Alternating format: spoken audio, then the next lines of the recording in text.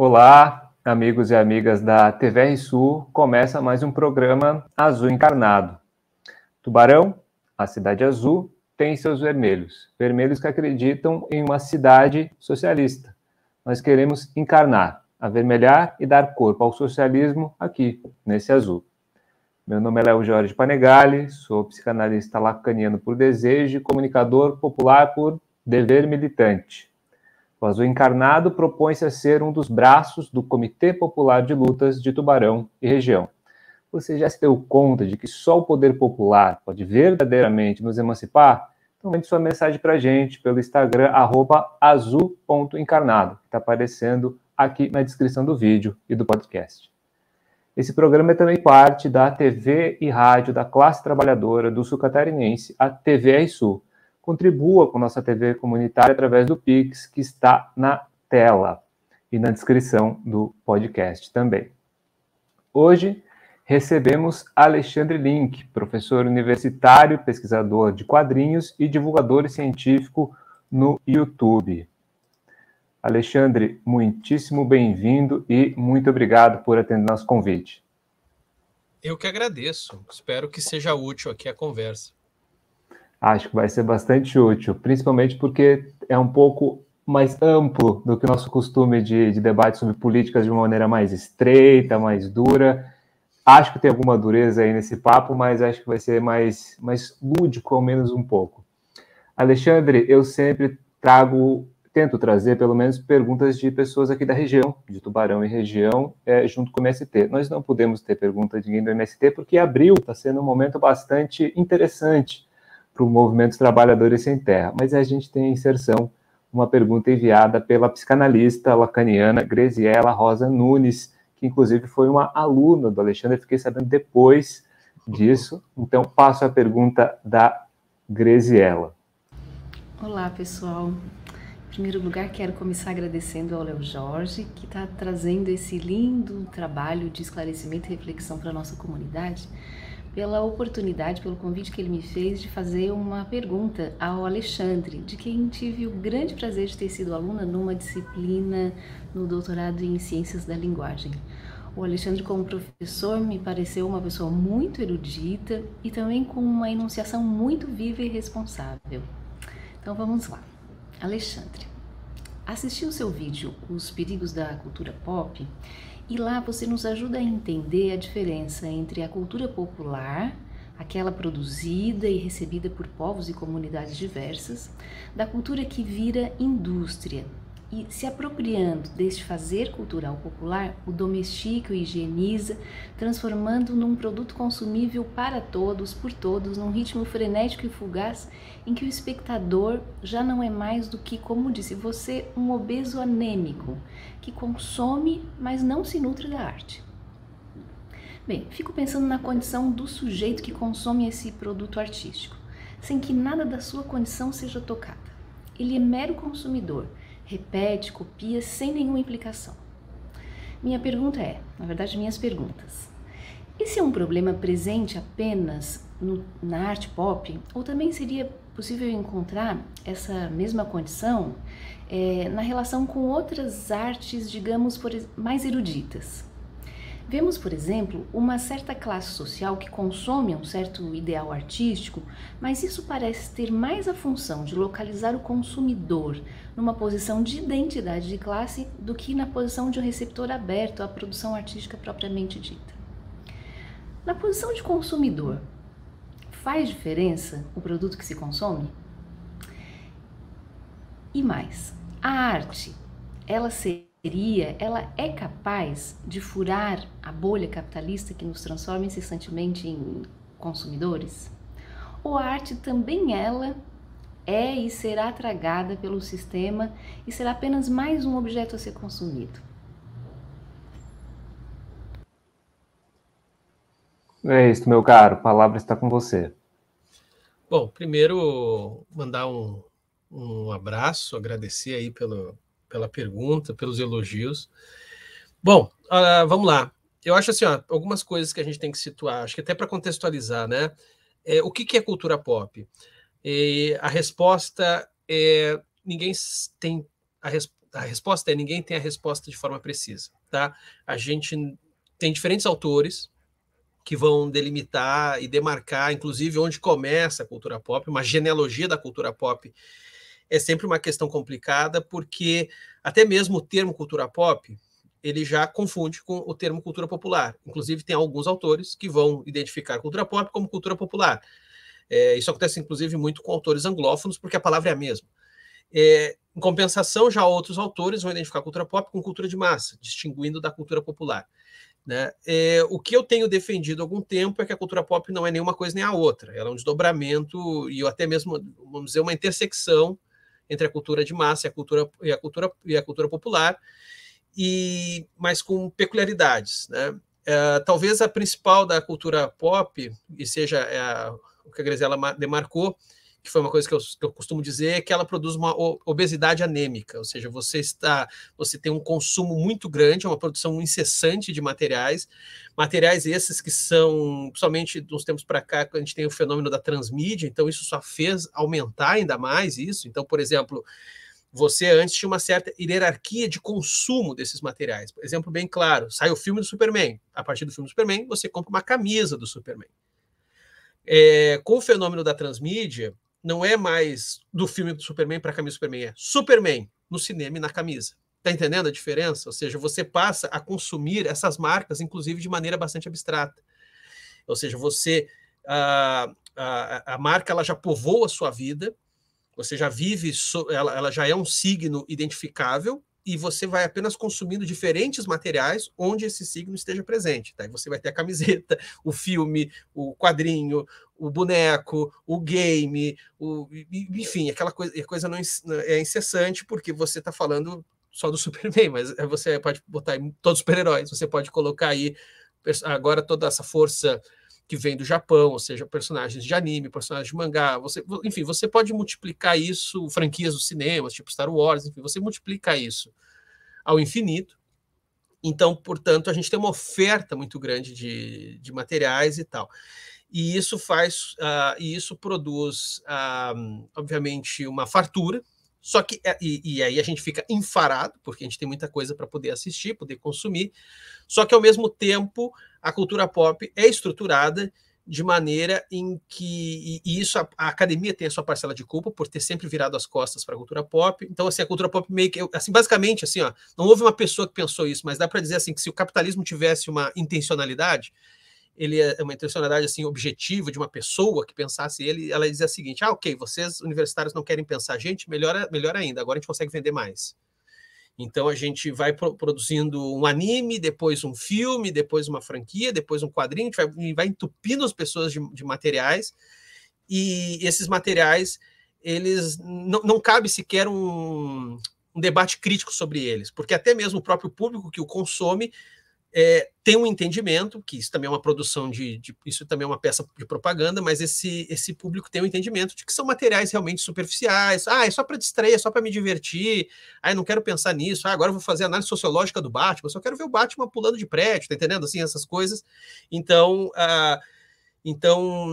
tudo é feito, portanto, para ter fartura, mas ao mesmo tempo, enquanto produção crítica, ser anêmica. Entende? Então, por isso que eu falo que produz obesos anêmicos. São pessoas que consomem demais aquilo, mas elas não conseguem falar sobre aquilo. É uma grande dificuldade de produção até mesmo de blá, blá, blá, sabe? Assim, vamos falar, acabou de ver o filme, vamos conversar, e não tem assunto. É aquilo que um autor, que é um marxista heterodoxo que eu gosto bastante, que é o Walter Benjamin, vai dizer de pobreza de experiência. Ou seja, você está ali tendo contato com aquilo tudo, mas quando alguém te pergunta, e aí? Como é que foi essa experiência? E aí tu não tem o que dizer, porque no fundo aquilo aconteceu contigo, mas você não tem qualquer... Não foi transformador, não foi impactante, não foi tocante, não. Foi uma coisa muito, muito estéril enquanto experiência. Qual é a diferença disso para outras formas de consumo, como da arte erudita? A diferença, aquilo que a gente chama de arte erudita, né, que basicamente é a arte da elite, a Grisela tem razão em dizer que isso produz também produz a sua anemia. Mas aí a lógica é diferente. Né? Não tem essa produção incessante de materiais, e ali E ali é toda a necessidade, se a gente for pensar entre os consumidores de arte erudita, ali está uma necessidade muito grande daí de você mostrar uma capacidade crítica sobre esses materiais, mesmo que seja uma capacidade crítica fake, ou seja, na verdade, são só frases prontas. Você entende? Como, por exemplo, essa obra é muito interessante, ela é kafkiana. Tá, o que é kafkiano? Me diz aí o que é kafkiano. A pessoa às vezes nem sabe explicar, ela só acha bonito dizer, ou ela lê um livro e fala, muito interessante, me remete para mim na Divina Comédia, de Dante Alighieri, não sei o que. Aí quando tu vai levar isso mais adiante, a pessoa não consegue sair daquilo ali, porque no fundo ela só está querendo, basicamente, como a gente diz no popular, parecer inteligente. Então, a recepção da arte erudita e na maneira como ela opera na sociedade é muito diferente da cultura pop. A cultura pop, esse parecer inteligente nem entra em questão. Né? Isso não entra, não está na mesa. Mas, assim, todos os casos o capitalismo vai se atravessar e tal. A gente, de certa maneira, quando a gente está fazendo crítica de arte, a gente produz uma coisa, tem uma palavra que os gregos usavam que eu acho muito boa e que não tem uma tradução exata, que é o kairos. Kairos pode ser traduzido como momento oportuno, né? Que era o que os anarquistas no século XIX entendiam como sabotagem. Né? A sabotagem vem do sabote, que tu jogava o sapato na engrenagem da fábrica, parava de funcionar, naquele momento que parava de funcionar, os anarquistas se juntavam, combinavam alguma coisa, e aí quando voltava a funcionar, voltava todo mundo para o trabalho. Então, esse intervalo, esse momento oportuno, essa sabotagem, isso me parece ser o que a boa crítica de arte pode fazer, ou seja, de conseguir pegar esses materiais e tirar eles dessa lógica de consumo. Só que isso é um intervalo, entendeu? Assim, tipo, tu não vai, por causa disso, tu não vai parar o capitalismo, tu só vai talvez conseguir, como pensando na lógica da engrenagem, tu vai conseguir parar a engrenagem por alguns segundos, por alguns minutos, mas logo em seguida a engrenagem vai voltar a girar, porque a sociedade é capitalista e esses objetos estão circulando estão circulando enquanto mercadoria e não tem como ser de outra forma. Pois é, quando você estava falando um pouco sobre isso do fake, né, da experiência relatada como uma experiência que não é realmente uma experiência própria, né, é como se o saber ele mesmo cumprisse uma função de feitiço, de encobrimento, de fetiche, digamos, fala frases prontas e tal. Em psicanálise a gente toma isso um pouco como o discurso universitário. O cara se satisfaz, ele gosta, o rolê dele né? Você deve saber muito bem disso trabalhando na universidade. É uma coisa infelizmente, muito recorrente. Eu estava pensando que um pouco esse relato tecnicista, essa crítica da arte tecnicista, parece ser um pouco assim de, bem, não temos que falar do ponto de vista, e eu acho que você faz isso muito bem no teu trabalho de divulgação científica no YouTube, que é de mostrar as condições sob as quais a arte é produzida, quais são as possibilidades de manifestação, de significado dentro da arte. Eu vi seu vídeo sobre o Pateta, aliás, recomendo muitíssimo lá, quais eram as condições de produção daquele personagem, um pouco que ele sai meio pelo escanteio, assim. Mas eu queria te perguntar sobre isso do ponto de vista da crítica da arte de massa. Essa tecnicalidade, essa crítica que consegue, digamos assim, circular em alguma medida, mas sem ter efeitos transformativos, não seria um pouco do que o Mark Fisher diria assim, que é esse realismo fantástico? É mais fácil a gente pensar o fim do mundo do que o fim do capitalismo. Como não é possível criticar a arte de massa desde um ponto de vista transformativo, não parece ter um certo abandono assim, das pessoas? Então vamos criticar, por exemplo, a falta de consistência do roteiro do Mario, do filme do Super Mario, né? Você não percebe um pouco de uma degeneração nesse sentido? Sim, não, bastante. Por isso, tanto a questão tecnicista, ou seja, a coisa fica meio que numa crítica de desempenho, basicamente, quando se reduz a uma crítica de desempenho, que é uma coisa muito capitalista, né? Ou seja, de você sempre pensar as coisas por uma lógica de desempenho. Isso aqui produz mais, isso aqui produz menos, como é que isso aqui foi? A lógica de notas, por exemplo, eu não dou notas no meu canal, eu já falei para as pessoas, sejam professores para vocês terem o desprazer de dar nota, porque só quem não é professor que gosta de ficar dando nota para as coisas. Então, essa lógica de nota, ela também tem um quê de desempenho, no sentido, isso aqui conseguiu ir bem, 9,5, isso aqui já... Né? Então, sim, esse esvaziamento a partir desse tecnicismo, mas também eu acho que há a partir de uma erudição domesticadora, vamos dizer assim. Eu vou dar um exemplo, até mesmo às vezes a psicanálise cai nessa crítica, que é de você... por uma lógica ainda produtivista, ou seja, a gente não está saindo do realismo capitalista, por uma lógica produtivista, você passa a operar, o teu pensamento teórico passa a basicamente ser gavetas no qual você está sempre ansioso para encaixar objetos e, com isso, produzir alguma conclusão. Então, exemplo, vamos pegar a teoria semiótica. A teoria semiótica ela é bastante complexa, tem muita coisa, mas se você for ver 95% dos trabalhos sobre semiótica dentro dessa lógica produtivista, que inclusive a CAPES, a educação como um todo, nós professores obrigam, são as pessoas encaixando para dizer se uma coisa é índice, símbolo ou ícone. Tá entendendo? Então, assim, tipo, o pessoal fica sobre... É que nem, sei lá, teoria, por exemplo, crítica marxista de boteco, é aquela assim que vai olhar e vai dizer, mas isso aqui...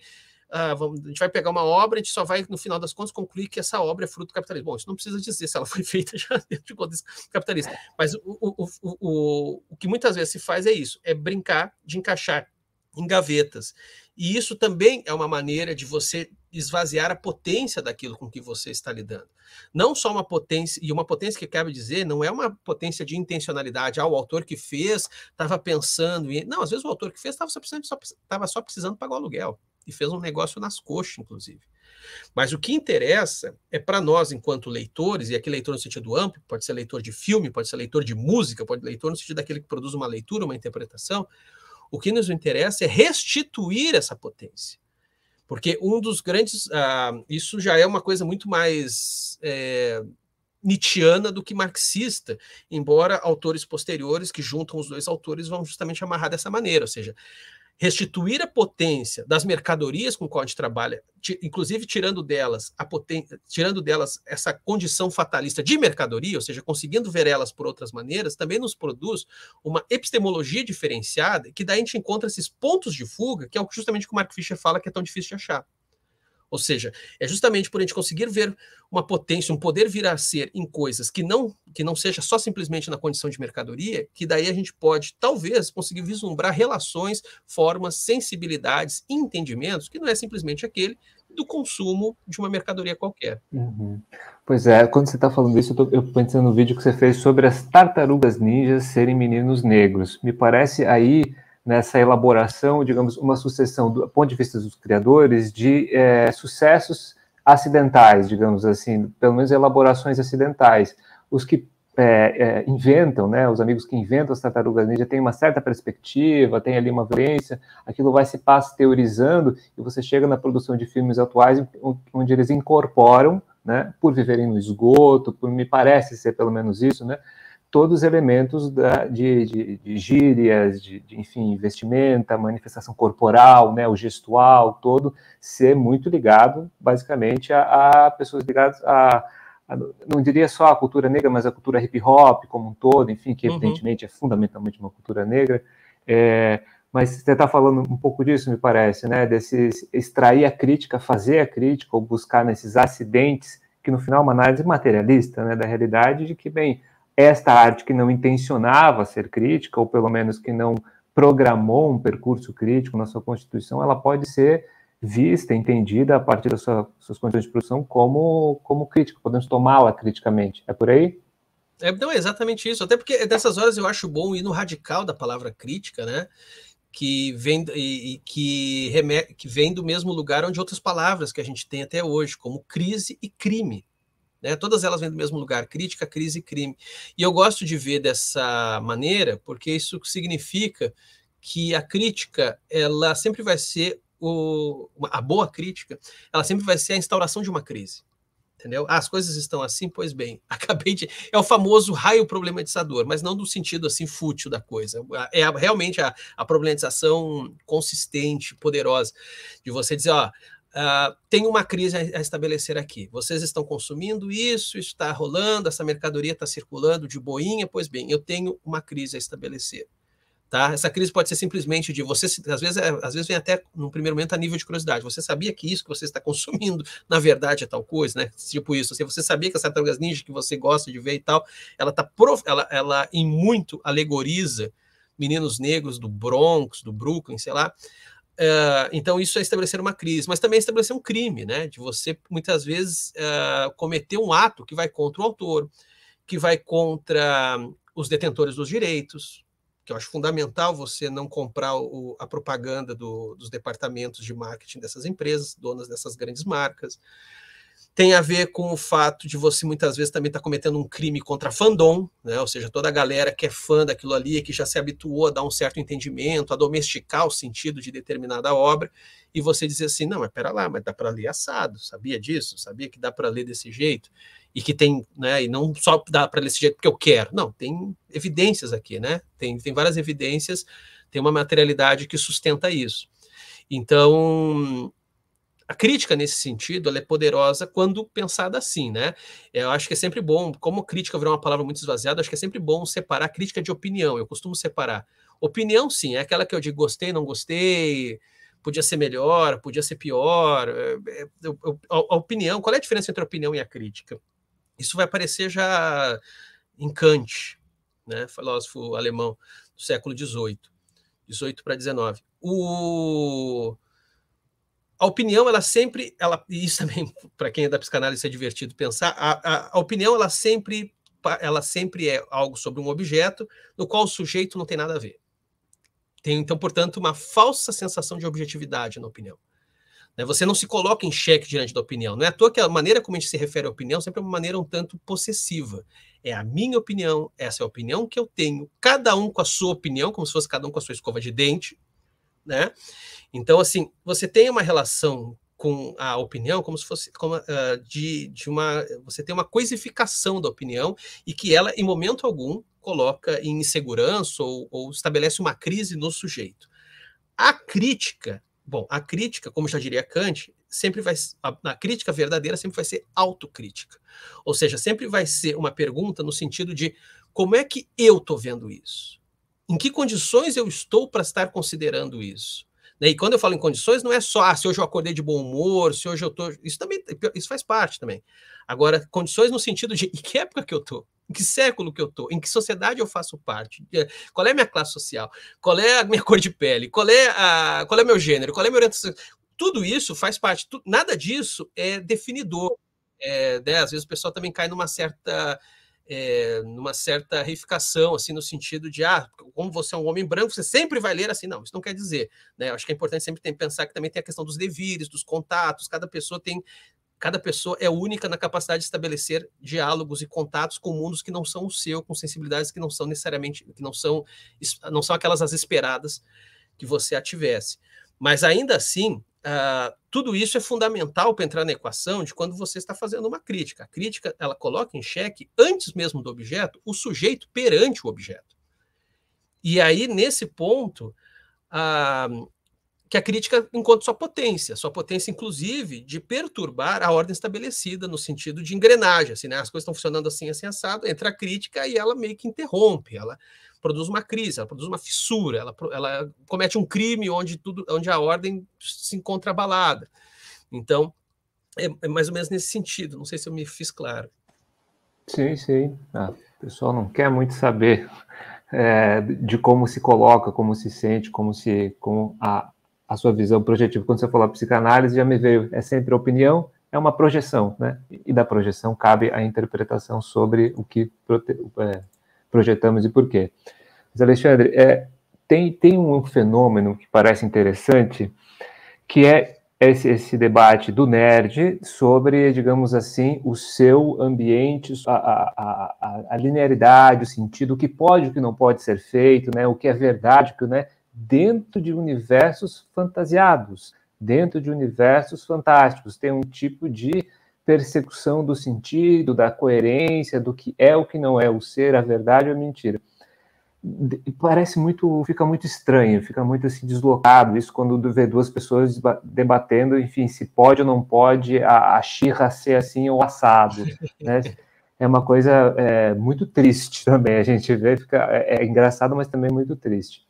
Mas eu te perguntaria, aproveitando que você se dedica cientificamente a entender esse universo, se em alguma medida também a gente não pode ver isso um pouco na apresentação da academia, do pensamento teórico, que em certas vezes toma os autores, toma o pensamento, toma a elaboração mais formal, também com um tipo de busca da verdade, não dos fenômenos, não da compreensão do mundo, mas um tipo de forçação de argumentação, de exigência, de coerência, sobre um universo que, em alguma medida, por mais que seja uma teoria estabelecida dentro de certos rigores e padrões, mas também de que toda análise seja uma análise de exegese, uma análise de dizer, bem, isso tem que ser assim, isso tem que ser assado. A gente, seguindo a pergunta da Graziella, nesse sentido, de dizer, bem, parece que produto de massa, ele guarda em si a degeneração, é nele que está mais ou menos o feitiço, não é na relação do sujeito com o objeto, né? Também na academia me parece ter isso, essa degeneração. Você concordaria com essa elaboração?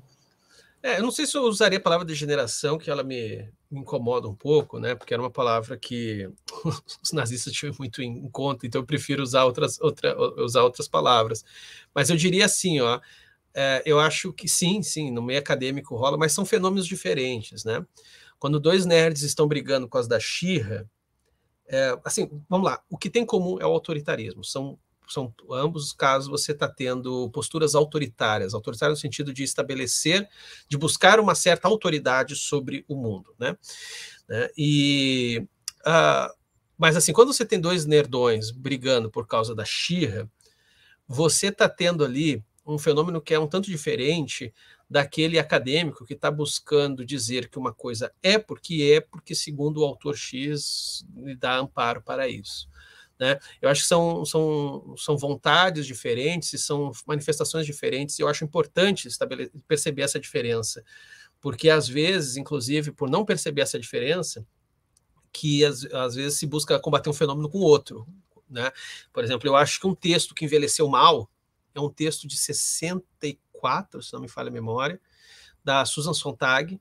Até eu já fiz um vídeo falando sobre esse texto, que ela defende, o nome do texto é um ensaio chamado Contra a Interpretação, e que ela está criticando, nos anos 60, justamente esse excesso, essa erudição autoritária, definidora, né? A gente usaria o termo hoje lacradora, né? De você pegar determinadas obras e dizer, não, ela é assim porque, no fundo, segundo Heidegger, segundo Hegel, segundo Nietzsche, segundo Marx, é isso. Né? E ela estava dizendo assim, olha, é muito hermenêutica e pouco erótica.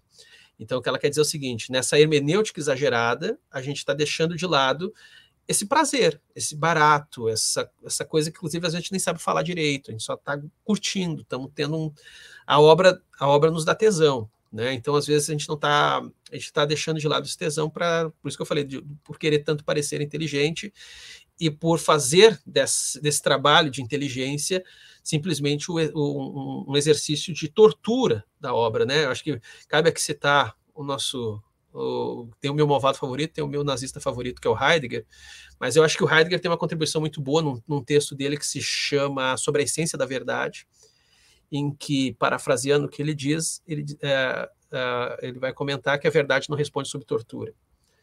Né? Então, assim, tipo, você precisa dar espaço para os objetos do mundo, você precisa dar espaço, inclusive, para os próprios sujeitos, né? Você tem que dar espaço para os objetos para eles se revelarem como sujeito. Basicamente é essa a jogada. Né? Então, por isso que não adianta você chegar para uma obra e, né, imagina a cena de uma tortura mesmo, bota uma luz na cara, amarra e fala o que eu quero que você diga, diz para mim que você, na verdade, tem aí conteúdos psicanalíticos, marxistas, semióticos, sei lá o que for. Né? Não, a solução é justamente o contrário, deixa a obra solta, escute ela, e a partir do que ela tem te dizer, você pode daí estabelecer determinados laços e conexões teóricas. Mas repito, esse processo é muito diferente quando a gente olha para o mundo nerd. Né? Ali você não tem essa profusão de autoridade, ela não está ligada a uma simples exigência da verdade do objeto, mas mais a uma lógica primária de controle.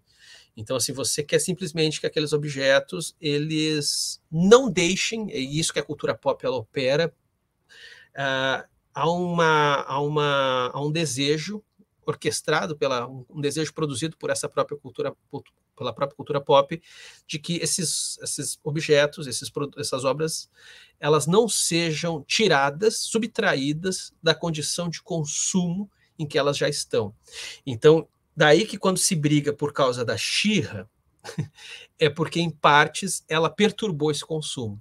Pode ver, o papo poxa, eu queria ver a She-Ra da minha infância, que era aquela que, quando corria, balançava os peitos. Pode ver, qualquer marmanjo vai falar essa bobagem, né? Ah, eu gostava dela correndo, aí ficava lá quicando e bababá. Então era um sex symbol. Aí agora tem esse desenho novo da She-Ra, que é feito para meninas, né? É uma She-Ra que, inclusive, não tem muito peito. É uma menina, ela foi feita com o corpo de uma menina novinha, bem novinha. Então ela ainda está, vamos dizer, na puberdade. E aí essa marmanjada começou a reclamar, né? Então, basicamente, o que está em jogo aí não é aquilo que você vê na academia de um esforço definidor teórico, mas é justamente o contrário. É um incômodo perante a transitoriedade ou a mudança desses objetos dentro de uma lógica de consumo. É diferente, o fenômeno é diferente. Embora ambos, para, né, sintetizar, ambos vão convergir para um certo autoritarismo, mas são fenômenos distintos. Sim, acho que tem um certo segmento que tenta praticar uma certa hermenêutica, principalmente alguns produtores de conteúdo, digamos assim, tentam produzir um certo tipo de debate que acaba sendo um pouco inócuo e dali não sai muita crítica, né? Mas, com certeza, autoritarismo. Eu quero consumir este produto e não quero pensar uma negação do pensamento. E no caso, só para completar, e quando a gente pensa isso do ponto de vista acadêmico, é o autoritarismo no sentido de esse produto, essa obra, ela tem que encaixar na gavetinha teórica que eu trouxe. Entendeu? Por isso que ela tem que, né, por isso que você tem, inclusive, para a gente fazer uma crítica à academia, que é uma crítica que eu faço há muito tempo, que é uma indústria dos artigos científicos que todas eles têm uma fórmula igual na área de humanas, que é assim, a representação de X a partir da obra Y. Cara, tu consegue fazer qualquer artigo desse jeito.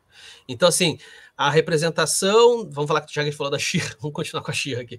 A representação da She-Ra a partir da psicanálise lacaniana. Só que aí eu vou intercalando e vou misturando coisas ad infinitum nisso aí. E eu consigo, por isso que a gente não pode largar de mão uma crítica materialista. Tudo isso aí está acontecendo do ponto de vista acadêmico por causa de um produtivismo violentíssimo que tem no meio universitário. Você tem que publicar tantos artigos por ano, quanto mais você publica, mais você pontua para depois fazer um concurso público. Então você vai produzindo uma lógica industrial para o pensamento, para a intelectualidade, o que é sempre um problema, porque daí você acaba, obviamente, descambando num tecnicismo e na verdade, uma profunda improdução, uma desprodução do conhecimento, porque, na verdade, você está fazendo coisas que você já sabe onde você vai chegar. Se você vai dizer a She-Ra dentro da psicanálise lacaniana, cara, você provavelmente já sabe onde é que você vai concluir. Você já tem domínio do objeto, você já tem domínio da teoria, você sabe. Não tem aquele percurso da pesquisa de dizer eu não sei onde eu vou chegar, isso se perde. E, né, justamente por esse produtivismo, porque tu já tem que fazer algo que tu já sabe onde vai acabar. Então, enfim, há também aí uma violência, né? Só que, insisto, eu acho que, assim, nesse sentido, eu concordo muito com o Byung-Chul Han, que é um filósofo coreano, que ele vai falar sobre os regimes de violência, mas sobre a importância da gente entender, fazer uma topologia da violência, ou seja, entender em que espaços elas estão circulando, qual violência está em cima da outra, né?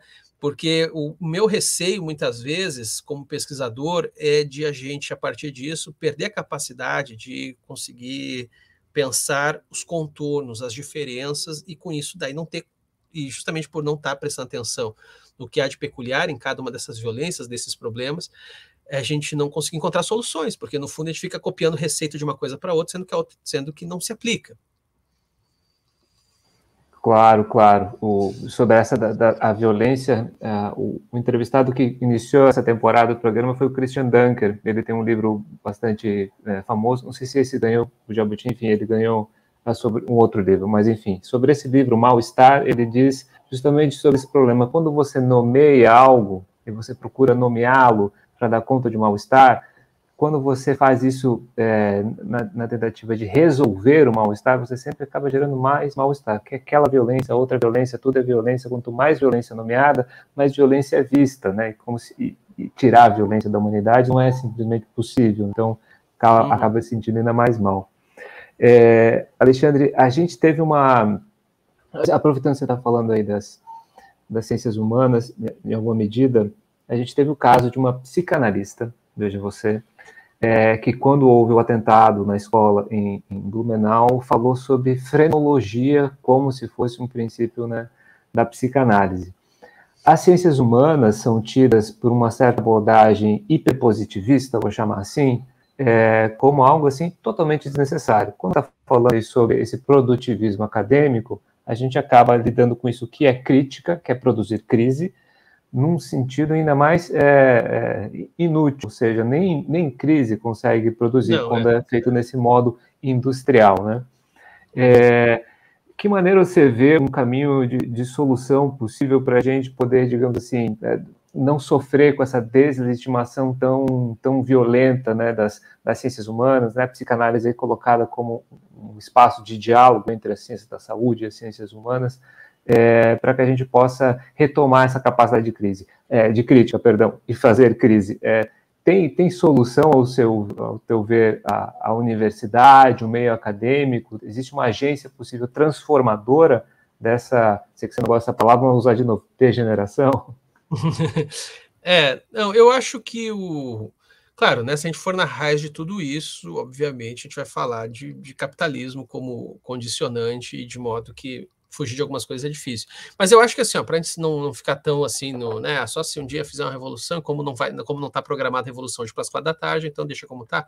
Para não ficar desse jeito, eu acho que o fundamental é pensar para uma lógica não produtivista, né? Eu acho que isso o Ministério da Educação tem condições, eu acho que isso dá para, inclusive, regulamentar as universidades para que elas não operem dessa forma, né? Eu acho que isso ajudaria.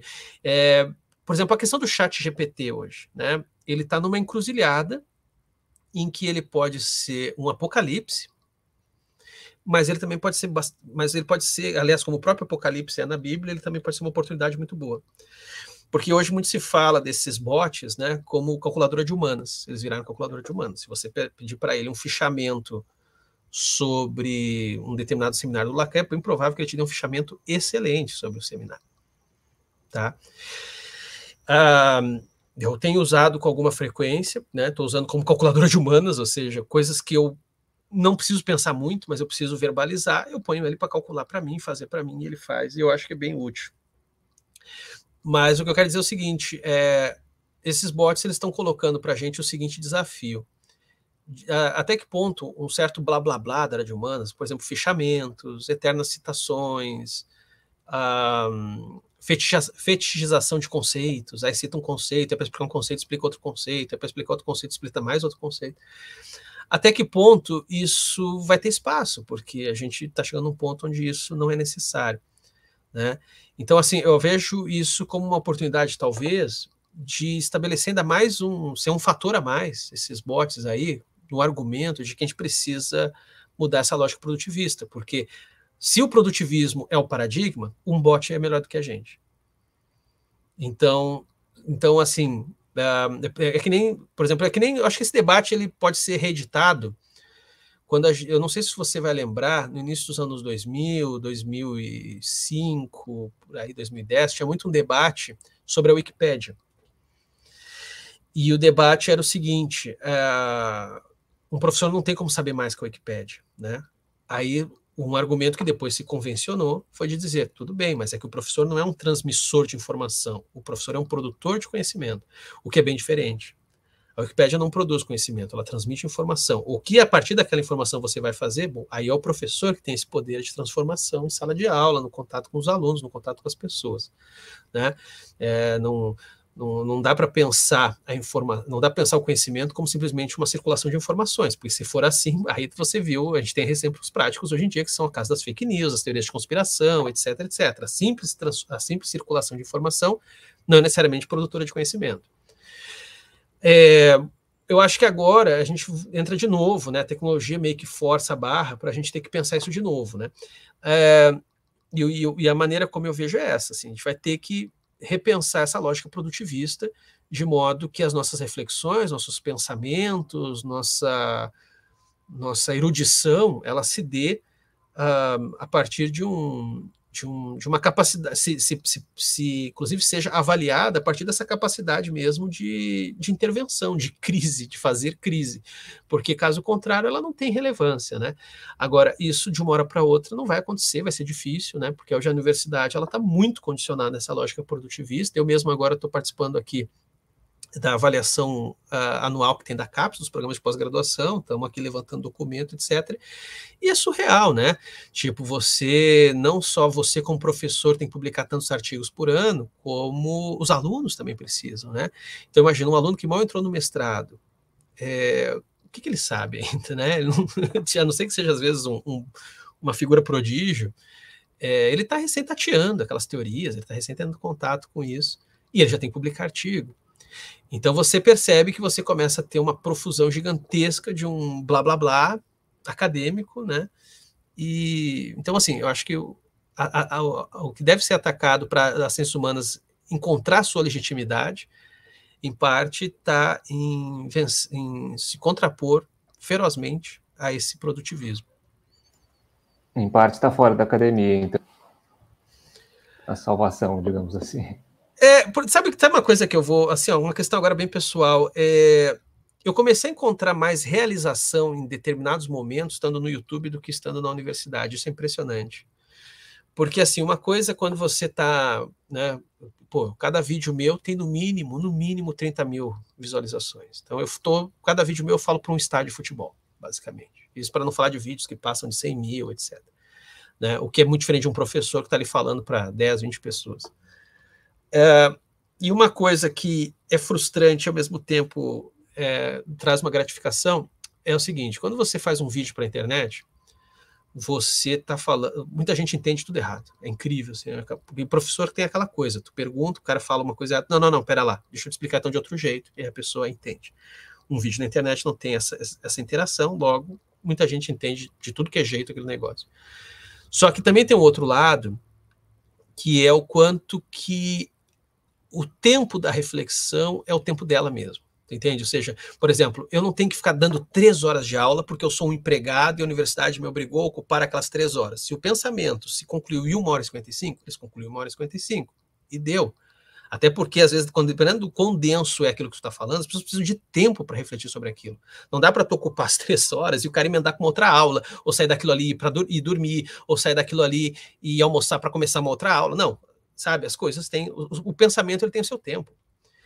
E uma coisa que é doida é que eu encontro mais essa permissão nas redes sociais do que fora dela. A universidade, parece que a universidade ela constrange mais por uma lógica, inclusive laboral, de você ter que fazer o pensamento caber dentro de um certo tempo, é em 15 encontros que tu tem que dar conta desse tema, ou em tantas horas, e na internet, você dita o seu tempo, né? Se você quiser fazer uma live de 2 horas sobre isso, você faz. Se você quiser fazer um vídeo de 10 minutos, você faz também, né? Então, assim, tem esse lado duplo, né? Esse lado ambivalente, assim, nas redes sociais, mas que eu acho que dá para ser usado de maneira muito positiva. Daí que, portanto, então, assim, concordando com o que tu falou, eu acho que às vezes dá para tu encontrar certos pontos de fuga desse produtivismo nas redes sociais. Só que nesse aspecto, na parte temática, porque do ponto de vista trabalhista, é o contrário. É o contrário. Eu ia falar isso. Viram isso? Que se você não produz uma sequência muito constante, muito concisa, não tem como acessar esses 30 mil, né?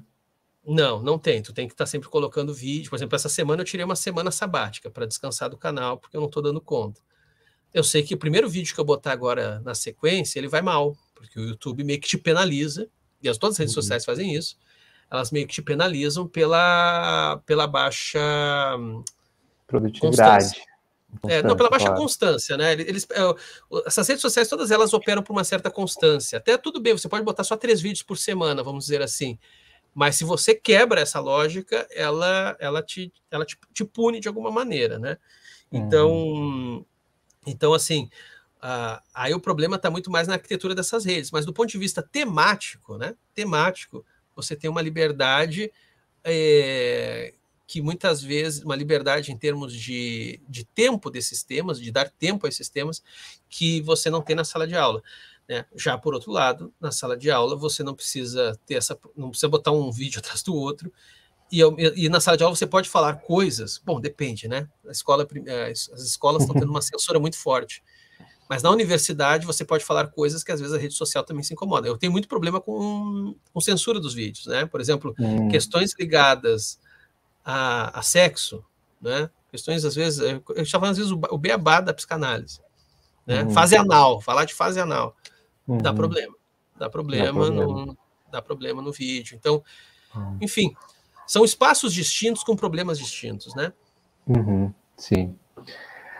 Os Vingadores Ultimato, para ser mais preciso, foi um fenômeno, essa expressão é terrível para delinear isso que aconteceu, mas, enfim, uma grande bilheteria, enfim, um grande evento cinematográfico, né, das últimas décadas, no número de pessoas assistindo e tal e tudo mais.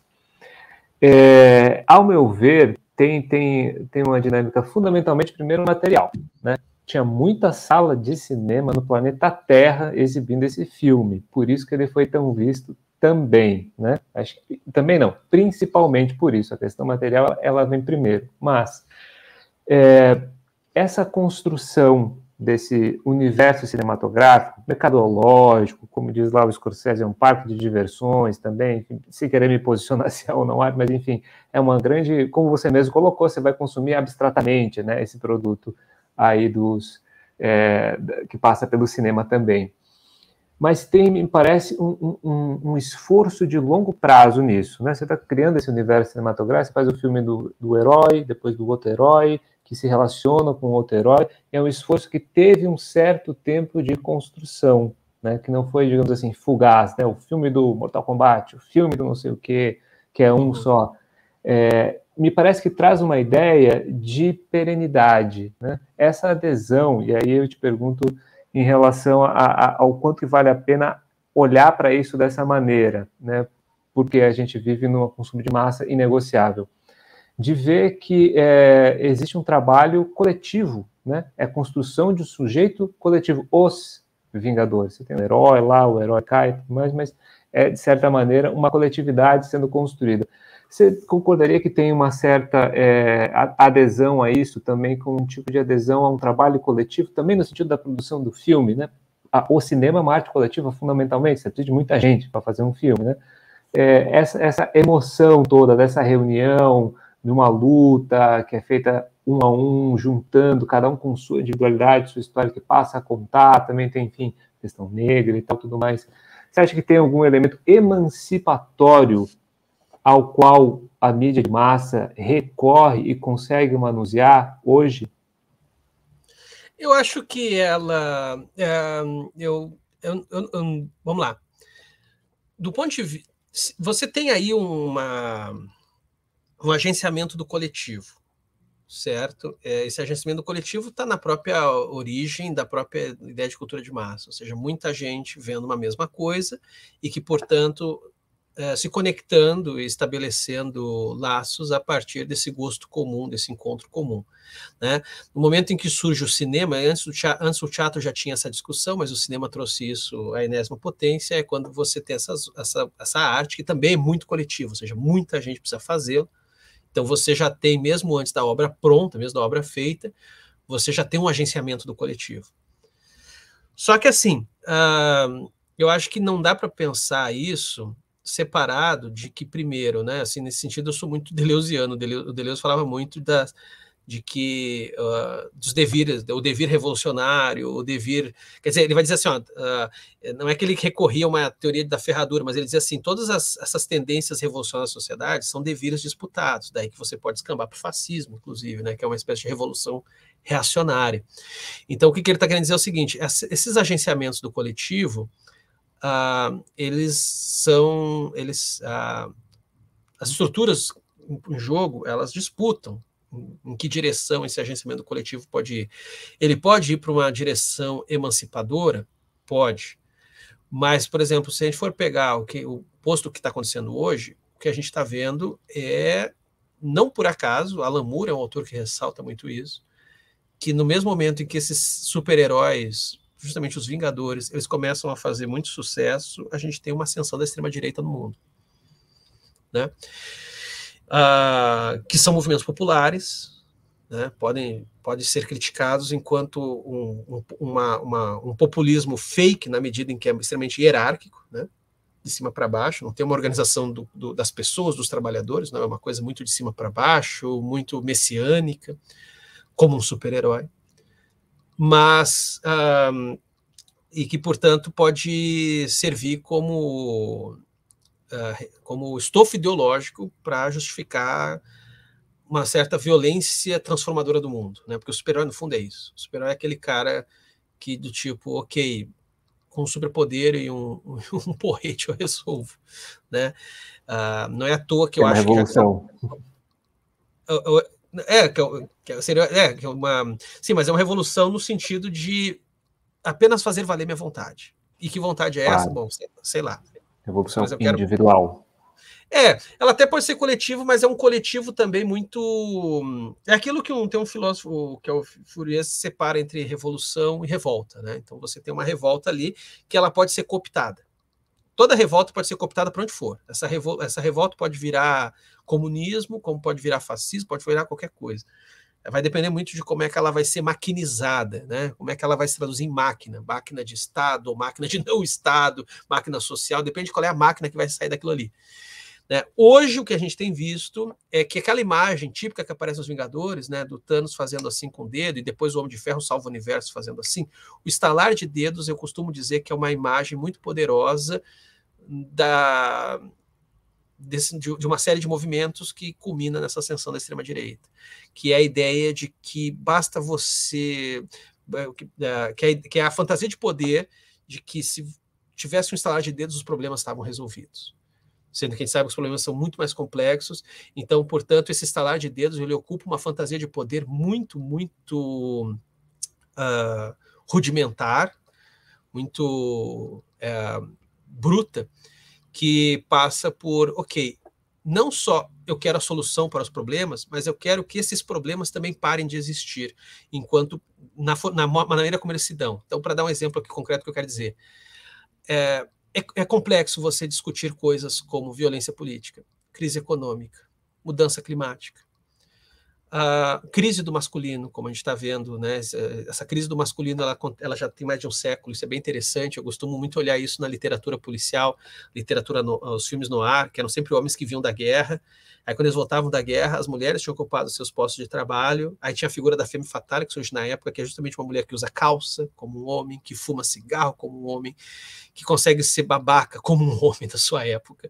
Então, assim, você tem já um processo de crise de identidade do masculino, e isso tem, inclusive, se sintomatizado nessas... Pode ver que esses movimentos de extrema-direita são quase todos eles masculinistas, né? Então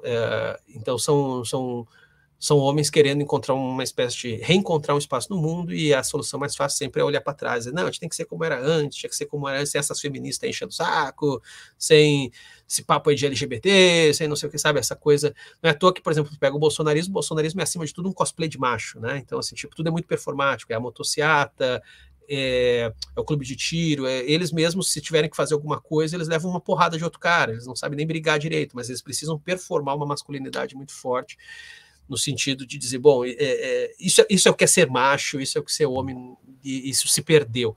Mas o que eu quero dizer, então, portanto, é o seguinte, hoje os super-heróis, né, sobretudo esse fenômeno do cinema Marvel, eu acho que, por mais que, às vezes, determinadas produções possam ter um potencial emancipador, como é o caso, por exemplo, de um Pantera Negra, que tem toda uma força dentro da comunidade negra, ao mesmo tempo, por isso que as coisas têm que ser estudadas na sua complexidade, ao mesmo tempo isso coopta justamente o movimento negro, isso coopta, por exemplo, é o caso da Mulher Maravilha, isso coopta o feminismo, ou seja, você produz ali visões adaptadas a uma lógica neoliberal do movimento negro, visões adaptadas do feminismo, né? Ou seja, basicamente se revolte, mas não nos incomode. Então a sua revolta ela tem que ser traduzida em mercadoria, caso contrário, sua revolta a gente não vai dar bola. Então as coisas meio que são revoltas condicionadas e que, em última instância, vão se encontrar nessas fantasias de poder autoritárias que hoje são o estofo da extrema-direita. Opa. Pois assim, eu concordo, eu acho que a questão é essa, né? Pega o feminismo e torna ele neoliberal. Pega a crítica antirracista e torna ela um reinado anárquico. Pega, enfim, tudo que é possível emancipatório e desvirtua. Mas a psicanalista Vera Iaconelli tem uma entrevista para o podcast da Globo News, o Ao Ponto, falando justamente dessa ideia, falando das crianças, as crianças que passam a se cortar, as crianças que passam por diversos, enfim, problemas, né? Falando bem, a internet não inventou, a internet não inventa essas coisas, a internet potencializa o que pode ter de pior, assim. Eu te perguntaria mais nesse sentido que a gente tende muito a olhar o consumo de mídia de massa e fazer a primeira crítica e dizer, bem, não consuma isso, né? Isso por si só, isso, digamos assim, o objeto em si não tem escapatória. Toda vez que você vai consumir objeto de massa, você está se alienando necessariamente. Minha pergunta é mais nesse sentido de a decisão de adesão parece ter de ser incentivada, pelo menos me parece, no sentido de que aquele aspecto que a gente passa a aderir pode ser emancipatório. A motivação que fazia até a obra, a motivação que emociona, que você vê lá o Capitão América, claro, tá vendo o herói, tem todo esse elemento masculinista, tem todo esse elemento individual, ou seja, é o Capitão América segurando o martelo, e aí ele é um grande homem-herói que vai vencer, porque ele é digno, porque ele é vencedor, algo do tipo, tem tudo isso.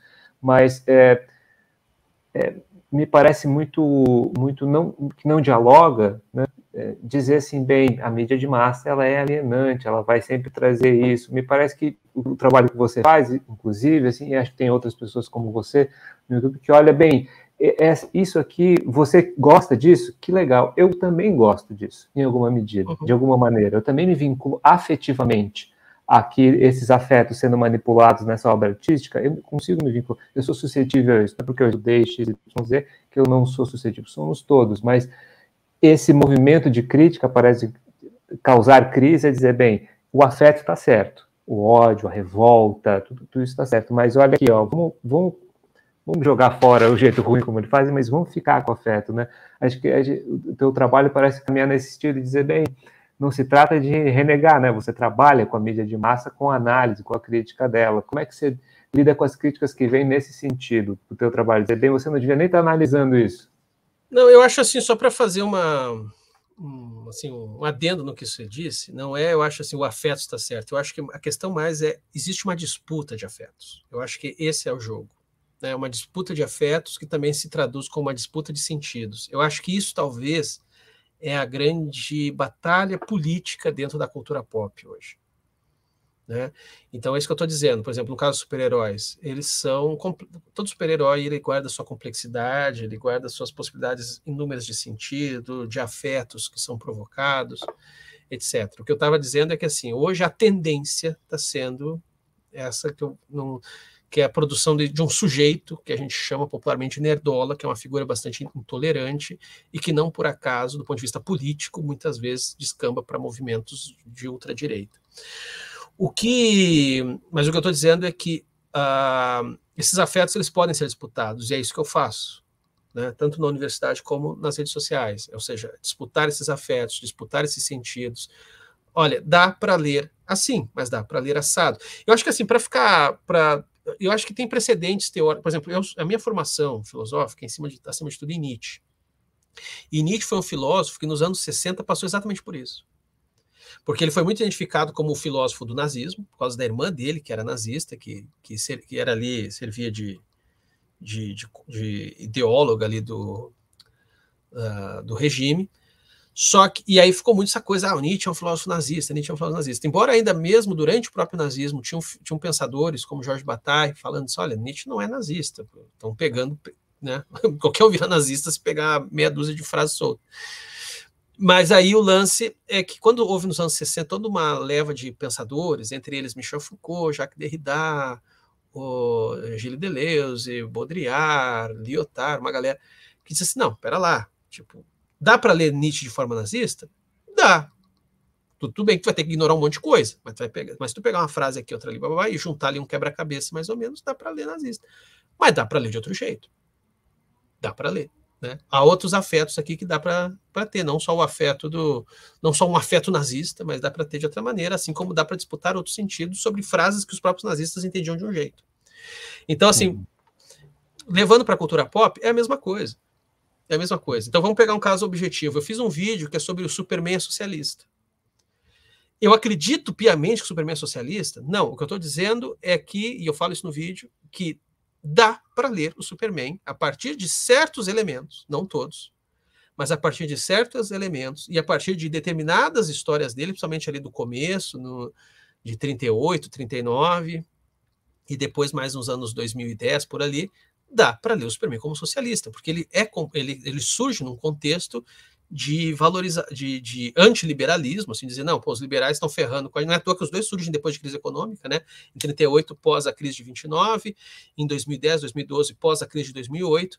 Então surgem versões do Superman que são bastante socialistas, que, por sua vez, se a gente pega lá dos anos 2010 e tal, não, né? Porque ela já é muito autoconsciente do que tinha visto antes, mas tu pega ali o comecinho, em 38, esse Superman socialista pode ser um socialismo de esquerda, como pode virar um nacional-socialismo. Ou seja, só que isso vai depender muito de uma disputa de afetos que aquilo ali, que esse material pode evocar, e também e dos sentidos que podem ser desdobrados a partir disso. Portanto, quando eu acho assim, para resumir o que eu quero dizer, é o seguinte: quando a gente pensa nesses objetos, essas obras da cultura pop, a gente está sempre falando a gente não está fora do embate político. E eu diria até mais, eu acho que hoje é um dos principais embates políticos que está ali. O pessoal às vezes se dá, não desmerecendo, obviamente, você está, sei lá, fazendo uma ação na rua, você está fazendo um protesto, etc., fazendo uma ocupação, tudo isso aí também é fundamental, mas, por exemplo, o contato que eu tenho hoje com as redes sociais, eu vejo que a cultura pop está virando muito arena de aliciamento para extremista. Está virando muito isso, muito. Daí Sim. que eu acho muito, muito importante essa disputa de sentido. Eu não sei se você vai lembrar que teve um nazista que foi preso aqui em Santa Catarina e me chamou muito a atenção que ele tinha vários livros do X-Men. Não entendeu nada? Então, mas é porque, dependendo do sentido, a gente costuma dizer isso, né? O cara não entendeu, mas eu acho que mesmo, vamos esquecer esse pressuposto do não entendeu. O afeto que os X-Men estão trazendo para ele é um afeto que se encontra com o nazismo. Claro, sim. Entende? A ideia de que você, na sociedade, você é um diferentão, porque o nazista ele se julga, na verdade, um diferentão, ele se entende como uma minoria. É uma minoria poderosa, ele se entende como uma minoria poderosa. Então, o nazista, ele consegue extrair até mesmo dos X-Men, que é uma coisa muito óbvia, que são basicamente minorias tentando sobreviver, ele consegue extrair naquilo ali algo que faça sentido para ele. Daí a necessidade de disputa de sentido. Né? No extremo oposto, eu fiz um vídeo recente que eu falei, os X-Men são indígenas, não é só uma questão de natureza, não é só uma questão eugênica de dizer, a gente é diferente, ninguém nos entende, mas é também uma questão cultural. Nós somos diferentes porque a nossa cultura, a nossa maneira de ver o mundo, de lidar com o mundo como um indígena, ela não cabe nessa sociedade que foi construída para nós. E, portanto, a gente está sempre sendo jogado à margem, a gente está sempre sendo subtraído. Então, isso é um exemplo concreto de disputa de afeto, né? E eu acho que é uma batalha complicadíssima de se fazer, porque o outro lado tem grana. O outro lado você tem fenômenos muito fortes, como, por exemplo, um Brasil Paralelo, que é um portal gigantesco. E então, assim, tipo, e do outro lado tem empresários com grana, muitas vezes, acredito eu, dando ali o apoio. E do outro lado tem a gente aqui, um professor, no seu apartamentozinho alugado, fazendo vídeo para o YouTube. Entende? Nós, a classe trabalhadora, temos a nossa organização, a nossa união, essa balança igual. Alexandre, quero te fazer a última pergunta que eu sempre faço a todos os entrevistados, que é, para você, na sua vida, sucintamente, o que a palavra socialismo significa? Cara, eu podia aqui, né, dizer, não, porque para pensador X é isso, para Y é aquilo, mas eu vou dizer assim, do ponto de vista bem pessoal. Eu acho que o socialismo é, antes de tudo, a compreensão que não existe indivíduo que não esteja em sociedade. Entende? De modo que as nossas decisões enquanto grupo, elas não devem ser necessariamente uma imposição da maioria, de forma alguma, mas elas têm que ser dialogadas, conversadas, negociadas com a coletividade. Né? Ninguém vive numa bolha, ninguém vive isolado, e então o respeito às individualidades passa justamente pela compreensão de que essas individualidades sempre vão estar implicadas num coletivo. E daí que, portanto, o bem-estar dos indivíduos passa por um bem-estar de toda a sociedade. Perfeito. Alexandre, muitíssimo obrigado, cara, de novo, por conversar com a gente. E o papo foi muito bom. Espero que a gente comece a dialogar com esse público também, porque eu estou em débito muito com a parte cultural do debate da luta de classes. Brigadão. E quem puder ajudar, meus caros, minhas caras, a mídia popular está aqui para fazer nosso serviço na luta de classe e precisa do seu apoio. Está aí o Pix, quem puder fazer o Pix, está na sua tela. O Azul Encarnado começa agora a sua pausa também. Esse mês de maio a gente vai estar fazendo outras atividades do ponto de vista militante e a gente volta em junho com mais entrevistas. É isto. Valeu, Alexandre. Valeu, tchau, obrigado. Tchau.